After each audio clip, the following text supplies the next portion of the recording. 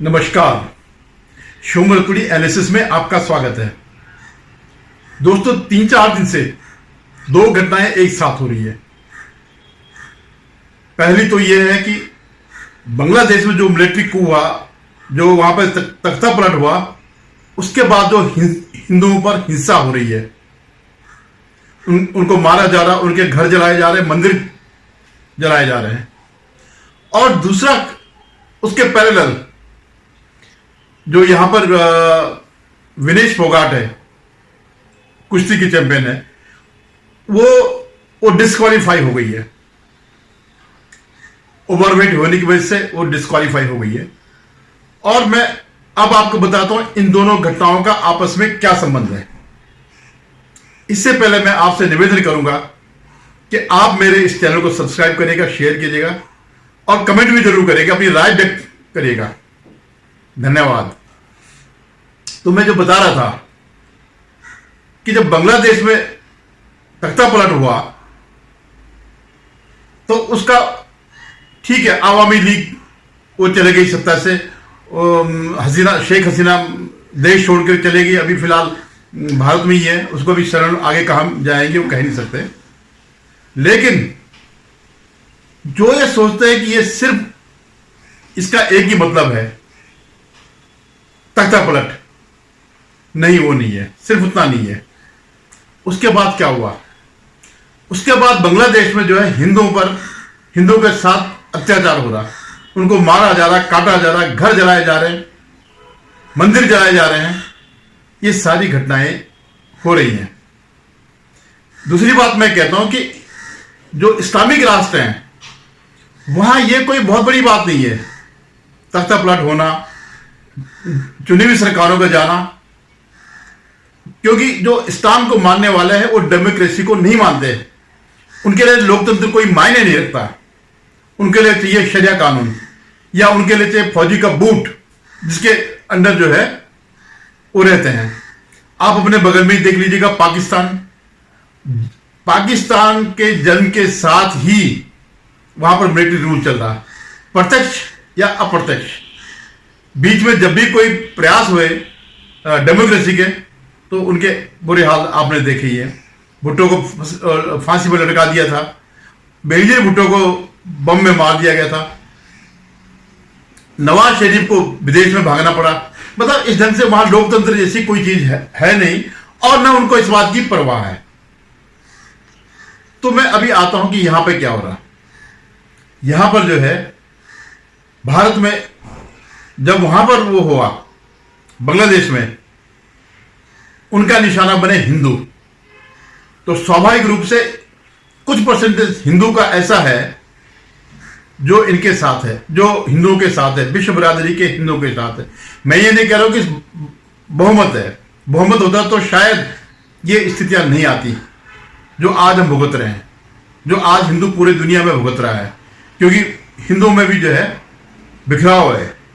इसलिए जो है इन लोगों की हिम्मत पड़ती है, क्योंकि चाहे पाकिस्तान का मुसलमान हो या बांग्लादेश का मुसलमान हो, हिंदुओं पे अत्याचार करने वाले हों, उनका सबसे बड़ा सपोर्टर भारत में बैठा हुआ है। भारत में ही उनके समर्थक बैठे हुए हैं जो उनको लॉजिस्टिकली जो है या मोरल सपोर्ट करते हैं। कभी आपने इनको विरोध करते हुए नहीं देखा होगा। वहां से बम चलते हैं पाकिस्तान से, यहां अमन की आशा लेकर के पहुंच जाते हैं, मोमबत्तियां लेकर के बॉर्डर पहुंच जाते हैं। अरे अगर ये इतने ही होते तो आज स्थिति दुनिया की इतनी खराब नहीं होती। अगर ये लोग अमन और चैन पे विश्वास करते, प्रगति पे विश्वास करते, लोगों के अधिकारों पर विश्वास करते, डेमोक्रेसी पर विश्वास करते, तो ये मोमबत्ती की नौबत नहीं आती। पूरा विश्व जो है अशांत किया हुआ है। तो मैं देख रहा हूं कि क्या हुआ। हिंदुओं ने, यहां पर जो कुछ हिंदू हैं जिनके अंदर वो है, उन्होंने प्रतिक्रिया व्यक्त करी। लेकिन जो कांग्रेस और अन्य वामपंथी, अन्य जो इस्लामिक पार्टी है, जैसे समाजवादी पार्टी हो गई, टीएमसी हो गई, या आरजेडी है, इन्होंने एक शब्द नहीं बोला कि वहां पर हिंदुओं पर अत्याचार हो रहा। इन्होंने इस बात को पब्लिक डोमेन से अलग करने के लिए, इस बात को भटकाने के लिए कि बांग्लादेश में क्या हो रहा है, इनका पूरा सिस्टम जो है, पहले तो उनको डिफेंड कर रहा कि नहीं ये अफवाह फैला रहे हैं यहाँ के कुछ कट्टर हिंदू या संघी मानसिकता वाले कि वहां पर कुछ हो रहा है। वहां कुछ नहीं हो रहा, वो बड़ी शांति से है। ये यहां पर पहले इस्टेब्लिश किया गया। मैंने बड़े बड़े पत्रकार देखे, जितने भी इस उसके मीडिया के जो कर्मी हैं वो ये फैला रहे हैं कि नहीं कुछ नहीं हो रहा है, ये जो है गलत वीडियो डाले जा रहे हैं, गलत फोटो डाली जा रही है। कुछ होंगी इसमें, मैं ये नहीं कहता कि नहीं है, बहुत सी डाली होगी, लेकिन सत्य जो है बिल्कुल स्पष्ट है कि वहां पर हिंदुओं के साथ अत्याचार होगा। एक ने एक वीडियो डाला जो वहां का हिंदू का कोई हिंदू पार्टी है, उनका नेता टोपी भी पहने के थे, उसने आरएसएस टाइप की टोपी पहन रखी थी, और उसे बुलवा रहे कि नहीं यहाँ सब अमन चैन है, यहाँ सब शांति है, यहाँ हिंदुओं पर कोई अत्याचार नहीं हो रहा है। ऐसे ही एक फोटो खींची उन्होंने, एक मंदिर के सामने 4 जो इनके वो है तालिबानी समझ लो इनको या जमायती समझ लो, खड़े कर दिए कि हम रक्षा कर रहे हैं हिंदुओं की, हम अल्पसंख्यकों की रक्षा कर रहे हैं। किससे रक्षा कर रहे हो? अपने लोगों से ना। तुम भी वही हो जो जिन्होंने तख्ता पलट किया, और जिनका तुम बहाना कर रहे हो कि साहब हम उनसे रक्षा कर रहे हैं, वो भी वही तो है, वो कोई अलग थोड़ी है। तो एक आध फोटोशॉप ये इनका हमेशा का एक काम रहा है। जैसे जब यहाँ दंगे होते हैं भारत में, तो फिर ये एक आध जगह से फोटो खिंचवा लेते कि देखिए यहाँ के जो है मुसलमान रक्षा कर रहे हैं, मंदिर की रक्षा कर रहे हैं, या लोगों की रक्षा कर रहे हैं, हिंदुओं की रक्षा कर रहे हैं। तो ये इनके पास एक फॉर्मूला है देश को बेवकूफ बनाने का, दुनिया को बेवकूफ बनाने का। तो क्या हुआ इससे? तो एक सहानुभूति कि वो अगर माना कोई सच्ची घटना वर्णन कर रहा, तो वो यही कह रहे कि साहब ये संघी जो है इस देश में सांप्रदायिकता फैला रहे हैं, सांप्रदायिक माहौल पैदा कर रहे हैं। क्यों भाई, इसमें सांप्रदायिक माहौल पैदा करने का क्या मतलब है? अगर वो बोल रहे हैं तो बांग्लादेश के लिए बोल रहे हैं, तो जो यहां पर मुसलमान है क्या वो बांग्लादेशी है या पाकिस्तानी है? आप तो अप्रत्यक्ष रूप से यही करना चाहते हैं कि यहां पर जो हो रहा है, जो कुछ भी होता है, ये सब जो है एक ही लोग हैं, ये आप साबित करना चाहते हैं। अब मैं एक और तथ्य की ओर आता हूं। दुनिया के इतिहास में हिंदुओं की एक मात्र कौम है जिसके साथ सबसे बड़ा नरसंहार हुआ, होलोकास्ट हुआ। अभी तक के इतिहास में सबसे बड़ा नाजी माना जाता है, जहां की 60 लाख से 80 लाख के बीच जो है माना जाता है, लेकिन यहां का तो कई करोड़ों का है। 712 ईस्वी जब मोहम्मद बिन कासिम ने भारत में प्रवेश किया था, तब से लेकर के 1720 तक जब मराठा साम्राज्य स्थापित हो गया, अप्रत्यक्ष या प्रत्यक्ष रूप से भारत में मराठों का प्रभाव हो गया, तब तक लगातार होलोकास्ट रहा। चाहे वो खिलजी हो, टर्की हो, अरबी हो, अफगानी हो, मुगल हो, हर एक का काम यही था। टावरें बनी है हिंदुओं के, उसकी जो है मुंडों की काट करके जो है टावर बनाए हैं, एक बार नहीं कई बार। अकेले दिल्ली में नादिर शाह ने जो है लोगों को मारा काटा। तो सबसे बड़ा होलोकास्ट जो है हिंदुओं का हुआ। और सिर्फ यही नहीं, 1946 में डायरेक्ट एक्शन डे जो जिन्ना ने जो कॉल दी थी, मुस्लिम लीग ने कॉल दी थी, तब से लेकर के फिर 2014 तक भी वो चलता रहा। यानी केवल मराठों को और अंग्रेजों को, साम्राज्य को छोड़ करके बाकी 712 ईस्वी से लेकर के वही चलता रहा। आपने देखा डायरेक्ट एक्शन डे में जो है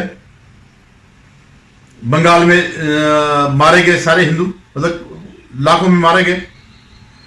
आप ये देखिए कश्मीर में क्या हुआ, गोधरा में क्या हुआ।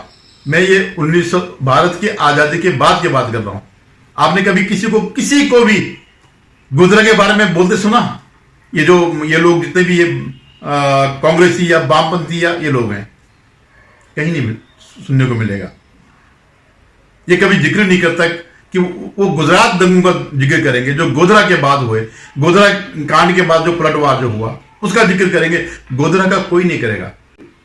छुपी बात नहीं कि ये मुस्लिम आक्रमण था गोधरा के, उस पर उनको सजाएं मिल गई, 20-20 साल की सजाएं मिल गई।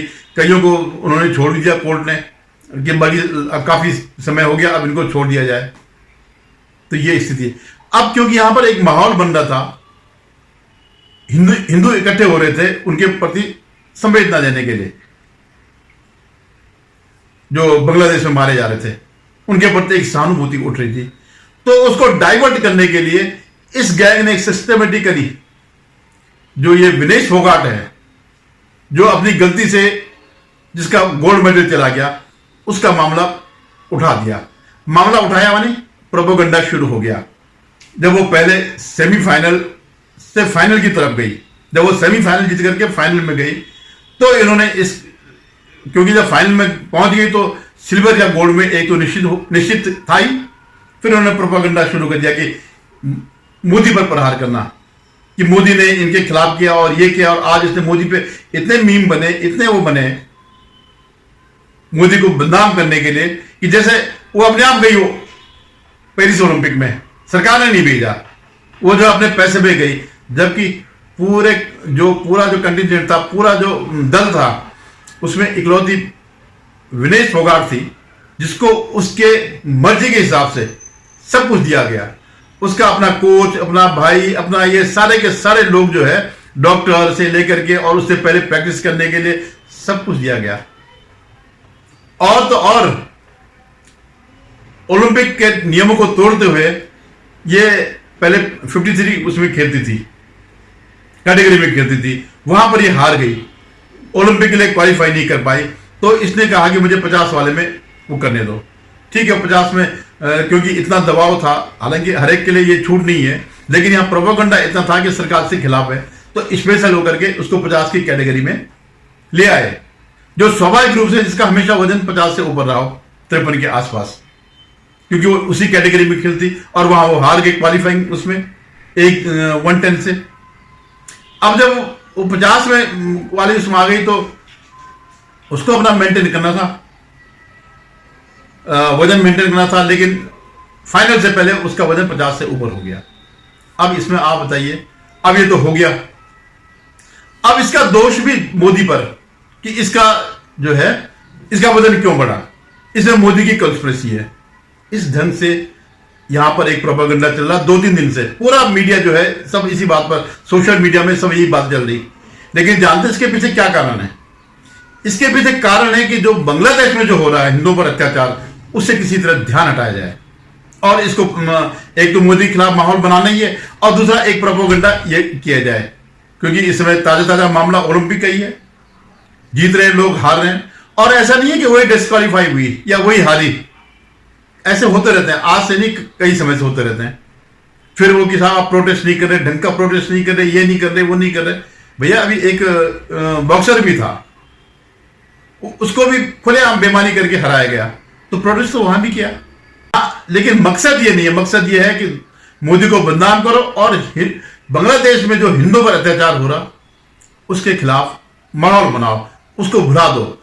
सिर्फ बांग्लादेश के हिंदू नहीं, इससे पहले लोग भूल गए होंगे कि अयोध्या में समाजवादी पार्टी के एक नेता ने एक 12 साल की बालिका के साथ अनाचार किया और गैंग रेप किया। आप सोचिए, और उस पर किसी ने कोई वो नहीं किया, किसी ने कंडेम नहीं किया। ये जो कहते मैं लड़की हूं, लड़ सकती हूं, उसने आज तक उस पर एक शब्द नहीं बोला। और ये नाम जो क्या है इसका, अखिलेश कि साहब डीएनए कराओ, डीएनए टेस्ट कराओ, इसका क्या मतलब है? गैंग रेप में डीएनए टेस्ट का तो कोई मतलब नहीं होता। वो बयान दे रही है, उसके साथ बीती हुई है, उसका वो हो रखा है, गर्व ठहरा हुआ, लेकिन जो है उससे, क्योंकि उससे बदनामी हो रही थी इस पार्टी की कि ये जो है उनकी पक्षधर है, ये एंटी हिंदू पार्टी है, ये हो या कांग्रेस हो, और भी जितनी पार्टियां हैं यहां पर विपक्ष की, ज्यादातर ये इस्लामिक पार्टी है।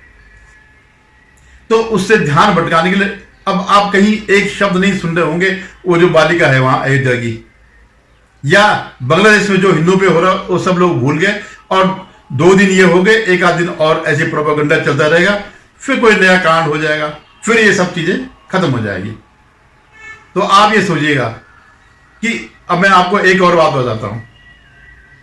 7 अक्टूबर 2023 को हमास के आतंकियों ने इजराइल पर हमला किया, उनके महिलाओं को, बच्चों को प्रताड़ित किया, अनाचार किया, सब कुछ किया। तब किसी ने कुछ नहीं बोला। जितने भी ये वो थे, जितने भी यहां पर एंटी हिंदू जो पार्टियां हैं, जो प्रो मुस्लिम पार्टियां हैं, कांग्रेस, समाजवादी पार्टी, आरजेडी, ये टीएमसी वीएमसी जितने भी है, डीएमके या इस टाइप की, एक शब्द नहीं बोला। लेकिन जब उसने पलटवार किया, इजराइल ने जब हमास पर पलटवार किया, उसकी कमर तोड़ दी, तब कांग्रेस पार्टी ने अपनी कार्यकारिणी से प्रस्ताव पास किया उनके पक्ष में, हमास के और इजराइल के खिलाफ। उस समय ये जो है, क्योंकि चुनाव का दौर बीच में था, तो ये लगातार जो है प्रियंका गांधी उनके पक्ष में बोल रही थी, इजराइल के खिलाफ और उनके पक्ष में। आज भी सोशल मीडिया में आपको ऐसे लोग मिलेंगे जो लगातार अभी तक फिलिस्तीन के आतंकियों के पक्ष में बोल रहे हैं। इनमें से एक भी ऐसा नहीं है जो बांग्लादेश के खिलाफ बोल रहा हो। जो बांग्लादेश में जो कुछ घटनाएं हो रही, हिंदुओं के खिलाफ हो रही है, उसके खिलाफ कोई नहीं बोल रहा। देखिए इनके प्रोपेगेंडा की इंतहा देखिए। यहां पर ये कह रहे हैं कि ऐसा कुछ नहीं हो रहा वहां पर बांग्लादेश में, और जो बांग्लादेश का जो अंतरिम प्रधानमंत्री है, जो भी इसको देंगे, मोहम्मद यूनुस, वो खुद अपील कर रहा है लोगों से, वीडियो में बोल रहा है कि आप लोग अल्पसंख्यकों पर अत्याचार न करें, और यहां कह रहे नहीं ऐसा कुछ नहीं हो रहा है। कितना बड़ा फ्रॉड हो रहा है इस देश में। इस हिंदुओं के प्रति कितनी घृणा है कि वो तो जो सत्ताधारी है वो इस बात को मान रहा है कि हिंदुओं पर अत्याचार हो रहा है, हिंदुओं को मारा जा रहा है, लेकिन ये लोग जो है नहीं मानते इस बात को। वो इसको वॉश आउट करना चाहते हैं, इस चीज को जड़ से खत्म करना चाहते हैं कि ऐसा कुछ हो रहा है बांग्लादेश में। ये है देश के गद्दार, ये हिंदू देश के गद्दार होने वाले हिंदू गद्दार हैं। अगर आप हिंदू के प्रति गद्दारी करते हो तो देश के प्रति भी गद्दारी है, और उसके लिए दोषी कौन है? हम ही लोग हैं, क्योंकि हम अपने को बहुत बुद्धिजीवी समझते हैं। हम नहीं जानते कि हम लोगों ने इतिहास नहीं पढ़ा। ये देश धर्म के आधार पर ही विभाजित हुआ।